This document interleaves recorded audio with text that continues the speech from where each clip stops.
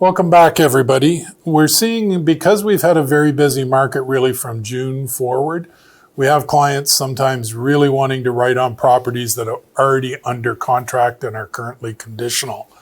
This can be an excellent strategy. You can always communicate to the listing realtor of the property, inquire how they feel, do they have a good feeling the deal will go through? Would they entertain a backup offer from your client? We don't want to tie our buyer up for too long, but if they really like the property, there's nothing wrong with writing on it and getting it into a backup offer position where if the first transaction falls apart, you're automatically in place. What the advantage for a buyer here is if they really truly love the property and they want to wait to make sure that it goes firm and it's not available, but it also ties the property up so that if it did come back on the market when the first deal collapses, that you are not going to face with your buyer competition from other realtors if it's, quote, a hot property. So when we look at backup offers from the selling side, why would we want to go to that effort?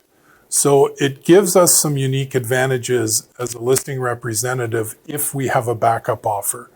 If we're going to maybe get challenges from the buying side, from their home inspection, other things or issues with the property, and they're trying to negotiate either repairs we don't want to do or price reductions based on what they've seen, it gives us the opportunity to either waive or tell them waive or not waive.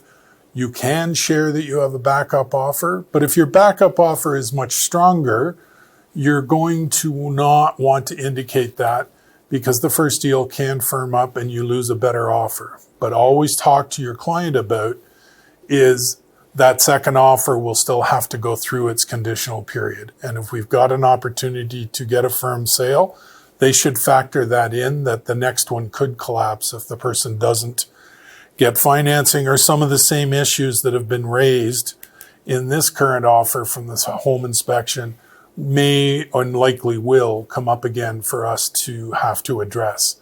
However, if you've got $10,000 more in the amount being offered in the second contract, that certainly goes a long way to completing some of those repairs and netting out at the end of the day much stronger. So when we're on the selling side, if we're going to enter into that, we don't want to sell the house twice. The first contract is in place. It's under conditions. If it's firmed up, it's sold. If we didn't put in a seller's condition to protect the seller, they could immediately have sold the whole house twice because there's nothing allowing them to back out of the agreement. So on our forms page, there's always the link to the area guide for supplementary clauses. So if you can share my screen again, Addie, and we'll just jump to that. It's in bottom of page 7. We use this a fair bit. And this is an excellent guide for multiple things we need as realtors. Everybody should download this and have it stored and available for their review when they need it. So when we jump up now to page 7, there are 2 different options to put in as a condition to protect your seller. The first one's pretty straightforward. Contract subject to the seller obtaining a written release from all obligations under a previously accepted purchase contract number, and we put a time and date. When we put that time and date in, if my agreement was ending Friday at 9 p.m., I would not put Friday 9 p.m. here because it doesn't give me time to do all the communications. So build a minimum of at least 2 hours for this condition after that your first contract should have collapsed by. So I might put Friday at 11 p.m. or even the next day because we want to be able to have time to provide our waiver to the buying realtor on the second contract, the backup offer. And we also want to be able to be absolutely sure that the first offer has collapsed. Because we need to remember that the contract is from when they send the waiver. So if they sent the waiver and can prove in their email that they waived condition and firmed up the first contract, and they sent it at 8:58 p.m., but it doesn't show up in my email for whatever reason, slow down, Google outage, who knows, and it shows up in my email at 9:30. I'm thinking, well, it's well after the condition time. You need to take that little extra step, speak to the realtor on the other side and ask for proof of when they hit send in their email or when it was fully communicated to you. That's where the timing is based. It's not on when it's delivered, it's when it's sent.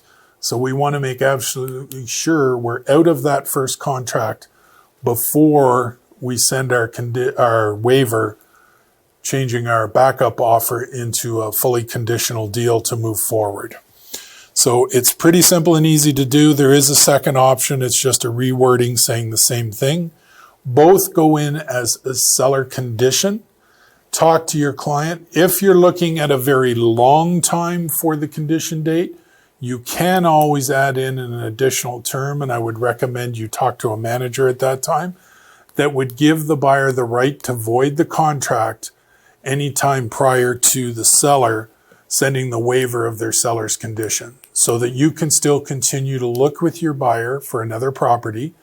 And if you're seeing one they love and they want to write on it, you can certainly write on that. And we include a buyer's condition at that time saying they have to be released from previously accepted contract, which is the backup offer they're in. So if your offer doesn't go through, you don't have to worry. You can still stay with your backup offer. If that offer on the new house gets accepted, then we're going to send a non-waiver under our buyer's condition, and your buyer isn't buying two houses. It can get a little complex, so of course, as always, use the Quick Connect system, discuss it with your manager, get advice on the time. We can review your contract for you, make sure everything's in there correctly. We can also talk to you about how to discuss it with your client and explain their options so they can make the best decision for themselves.